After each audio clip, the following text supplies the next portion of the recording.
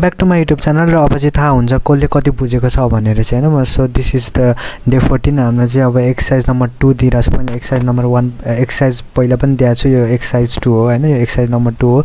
जुन यो एक्सर्साइज 2 को नाम छ हाम्रो गुड मर्निङ सर भनेर। सही सुन्नुभयो तपाईँले हैन, गुड मर्निङ सर।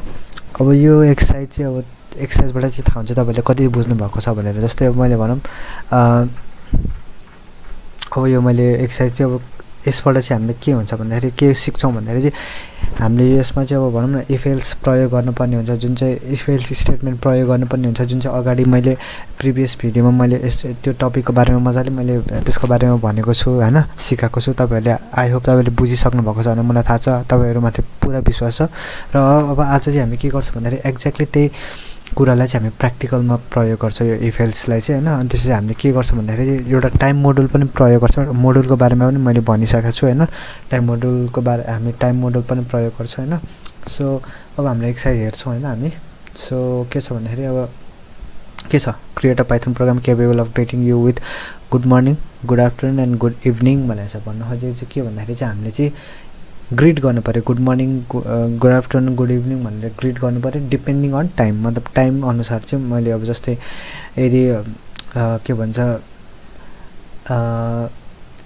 12 बजे अबको यो के भन्छ अब अहिले मेरो मर्निङ भयो नि त, किनभने टेक्निकली 12 बजिसक्यो नि त। 12 बजेपछि बिहान अब मर्निङ भनेर भनिन्छ नि त। जस्तै अब भोलिको दिउँसो नभनौँ हैन, भोलिको 12 कटिसकेपछि त्यो डे लाइटको 12 कटेपछि आफ्टरनुन हुन्छ, 12:30 कि 12 पछि आफ्टरनुन हुन्छ। त्यसपछि अनि इभिनिङ चाहिँ हैन आफूले राख्ने हो, त्यो प्रेफरेन्स आफूले बनाउने हो हैन, कसरी बनाउन मन लाग्छ त्यो अनुसारले। अब जस्तै कसैले 1 बजेपछि 2 बजेपछि आफ्टरनुन बनाउन मन लाग्यो भने त्यो बनाउँदा पनि हुन्छ, it's not a problem. But अब कसैले भनौँ न यहाँ यसरी सेट गर्दा पनि हुन्छ कि जस्तै 1-2 बजेपछि मर्निङ भनेर सेट गर्दा पनि हुन्छ। सो जस्ट इफ एल्स कन्डिसनले हामीले मजाले प्रयोग गर्छौँ हैन, डिपेन्डिङ अन टाइम मैले भनिहालेँ हैन, जुन चाहिँ अब हामीले टाइम मोडुलको प्रयोग गर्छौँ। एज वेल एज मैले लिङ्क पनि दिएको छु है, यो लिङ्कलाई पनि प्रयोग गर्नु होला, किनभने यो लिङ्क पनि एकदम डकुमेन्टेसनहरू छ यसमा हैन, एकदम हेल्पफुल छ। सो अब के छ भन्दाखेरि चाहिँ अब हामीले यति गरिसकेपछि चाहिँ जुन चाहिँ मैले यो अब यो दिएको छु हरेक कुराहरू हैन, धेरै सिम्पल कुराहरू छ हैन। मेबी अब तपाईँहरूले एउटा कुरा के सोच्नुहुन्छ भन्दाखेरि जस्तै म यसमा अलिअलि हिन्ट दिन्छु तर अलिकति चिटिङ दिएको जस्तो भइरहेको छ। यो कुरालाई नहेर्नु कि खासमा यो जुन यो डेमो यो मैले दिएको छ नि, यो एक्सर्साइजको यो हिन्ट, यसलाई नहेरिकन चाहिँ हैन आफैले गर्न प्रयास गर्नु। किन भन्दाखेरि आफूले च्यालेन्ज गर्नु राम्रो हो नि त, किनभने I think you have to challenge yourself because हैन तपाईँहरूले एबल भएपछि चाहिँ if you are able to do this kind of stuff then हुन्छ नि तपाईँहरूलाई आफूमा एउटा कन्फिडेन्ट आउँछ, then you will gonna build a confident. त्यसपछि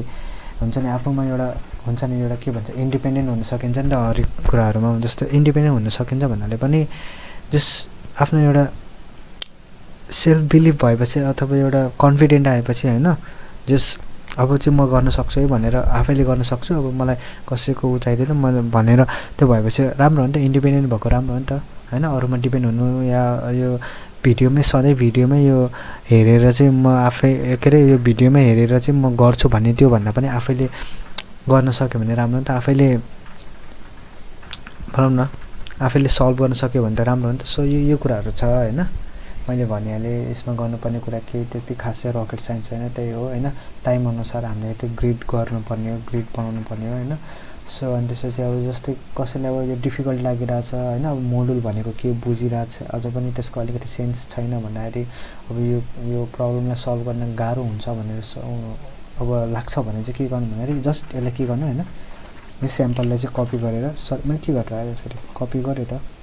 त्यसपछि म यहाँ गएर पेस्ट गरिदिन्छु। अनि यो इम्पोर्ट टाइम भनेर भन्ने कुरा छ हैन, मोडुलको बारे हामीले पढेको थियौँ डे 2 डे 3 मा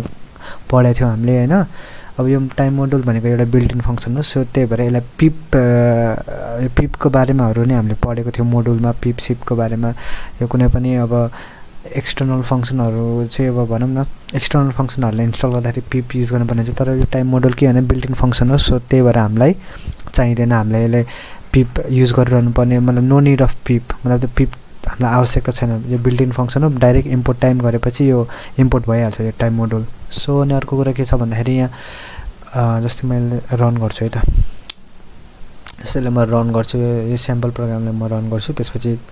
अभियसली यहाँ टाइम दिएको छ 18:41:52 भनेर यो मेबी यो सायद यो युएसको टाइम जोन होला सायद है आई एम नट स्योर भन्नाले आई एम ड्याम स्योर यो युएसको टाइम जोन हो किन भन्दाखेरि चाहिँ नत्र अहिले यहाँ मेरो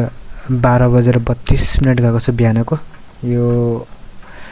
युएस टाइम जोन हो किनभने रेपल त्यो अनुसारले एकर्डिङ टु युएस टाइम जोनमा चलिरहेछ नि त युएसको टाइमले चलिरहेछ सो त्यही भएर हो होइन अब मैले भनिहालेँ भनौँ अब अर्को कुरा के छ भन्दाखेरि टाइम स्ट्याम्पहरू पनि यहाँ छ है टाइम स्ट्याम्पको कुराहरू छ यो मैले टाइम स्ट्याम्पहरू किन राखेको भन्दाखेरि चाहिँ हामीलाई भनौँ न डिफ्रेन्ट तरिकामा यो टाइम स्ट्याम्पहरू प्रिन्ट गर्नको लागि चाहिँ मतलब यो आवर यो पर्सेन्ट एजमा आवर दिन्छ पर्सेन्ट एममा मिनट दिन्छ पर्सेन्ट एजमा सेकेन्ड दिन्छ अब एसटिआरएफ टाइम भने यो एउटा फङ्सन हो जुनले चाहिँ आवर र मिनट दिने काम गर्छ सो त्यो कुरा हो होइन यो खासै त्यस्तो अलि रकेट साइन्स छैन भनौँ न अब जस्तै मैले भनिहालेँ होइन यो युएस टाइम जोनको अनुसार ऊ भइरहेछ यहाँ देखाइरहेछ यो टाइम जोन युएसको टाइम अनुसार देखाइरहेछ सो अब जस्तै कस्तो छ भने अब यो लोकलमा हामीले रन गऱ्यो भने हाम्रो यहाँको टाइमले हुन्छ जस्तै कि मैले भनौँ न यसलाई म एकछिन भिएस कोड ओके म यसलाई भिएस कोड खोलेर देखाउँछु कता गयो भिएस कोड टाइम लाग्छ फेरि अब यसलाई न त लोकलमा देखाउँथ्यो सिएमडीमा देखाउँछु क्या नत्र होइन ठिकै छ म भिएस कोडै गर्छु किनभने भिएस कोड तर मेरो यो ल्यापटपै स्लो छ कि त्यही भएर अलिकति यो छ जस्तै मैले डकुमेन्टेसनहरूको कुरा पनि ओके भिएस कोड ओपन त भयो है नट रेस्पोन्डिङ भनिरहेछ है आउँछ सायद किनभने रिप्लिट पनि चलिरहेछ अनि यो पनि अब यो अलिकति यसलाई चाहिँ म के गर्छु भन्दाखेरि होइन कन्ट्रोल क्लिक गरेर म यो डकुमेन्टेसनलाई खोल्छु अनि यो एकदमै हेल्पफुल छ है यो मोडुलहरूको बारेमादेखि लिएर डकुमेन्टेसन सब कुरा छ यो रकेट साइन्स छैन क्या यसमा गएर लोकल एब्रिभिएसन यसरी भनेर सबै डिटेलहरू दिएको छ यो पनि खोलेर हेर्नु मजाले यहाँ यो डकुमेन्टेसनहरूमा धेरै कुराहरू छ एसटिआरएफ टाइम फर्मेट यो कुराहरू सबै छ यो आफैले चेक गर्न सक्नुहुन्छ है मैले भनिरहनु पर्ने आवश्यकता छ त्यही भएर लिङ्क दिएको हो तपाईँहरूलाई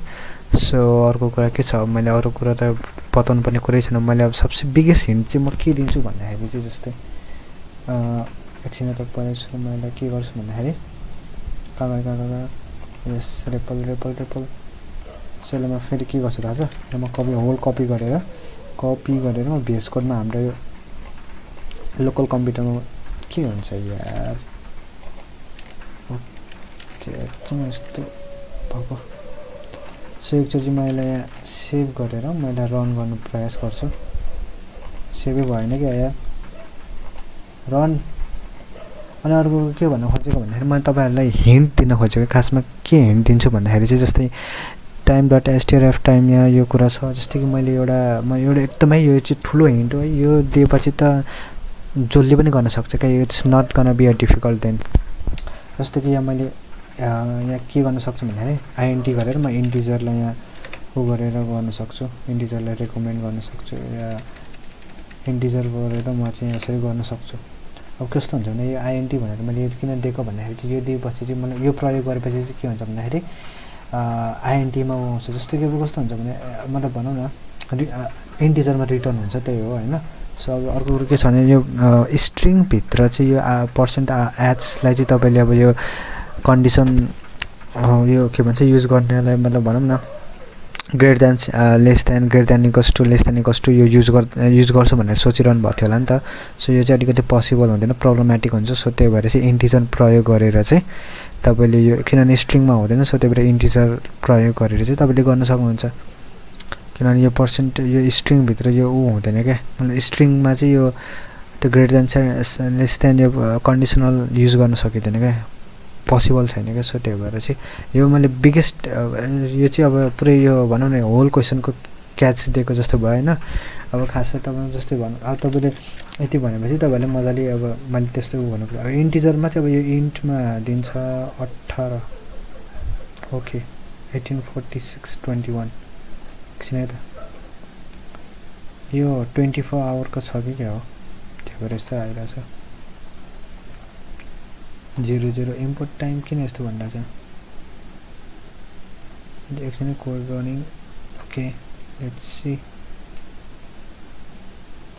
जस्तो कि भनौँ न आइएनटी गरेर मैले यसरी यहाँ गरेँ भने चाहिँ किन यस्तो 0 आएको 12 भएर 12:35 00 यसरी चाहिँ इन्टिजर तपाईँले एउटा मात्र देख्नुहुन्छ कि मतलब जस्तो अब 1 बजे 2 बजे 3 बजे गर्दाखेरि 01 02 03 भनेर आउँछ नि त यसरी अब एउटा मात्र इन्टिजरमा चाहिँ एउटा मात्र आउँछ अनि त्यसपछि इन्टिजरबाट चाहिँ हामीले कन्डिसनल अपरेटर इन्टिजरमा चाहिँ युज गर्न सजिलो हुन्छ यो चाहिँ मैले हिन्ट दिएको तर यहाँ चाहिँ यो यस्तो भयो क्या यहाँ कुनै पनि अगाडि 0 भएन अनि त्यही भएर यस्तो भयो कि यो 24 आवरमा ऊ छ होला सेट छ होला टाइम त्यही भएर त्यस्तो भएको न त 12 आवरमा सेट भएको भए चाहिँ भनौँ न यो अब भनौँ न 01 02 छ भने त्यो 0 नआइकन 1 2 3 पाउँछ होइन अब यो 18 मिनट या 12 आउँथ्यो होइन ठिकै छ इन्टिजर प्रयोग गरेर चाहिँ कन्डिसनल अपरेटर युज गर्न सक्छ कन्डिसन अपरेट यो भनौँ न अलिक लेस देन ग्रेटर देन यो युज गर्ने चाहिँ त्यसमा अलिक पोसिबल छ नि त स्ट्रिङमा भन्दा पनि तपाईँले सोचिरहनु भएको छ नि त अब यो यसरी प्रयोग गर्छु यसमा चाहिँ होइन स्ट्रिङमा या यसमा प्रयोग गर्छु किनभने अब यो कन्डिसन यो क्वेसन त्यही अनुसारको छ भनेर होइन अनि मैले त्यही भएर चाहिँ यो एउटा हिन्ट दिएको त्यो अब आफै गर्न सकिहाल्नुहुन्छ बाँकी त सो यही हो एक्सर्साइजको लागि यो भिडियो बनाएको so thank you guys for watching my video and just attempt the exercise so attempt the problem के अरे यो try to solve this problem so thank you guys for watching my video and I will see in the next video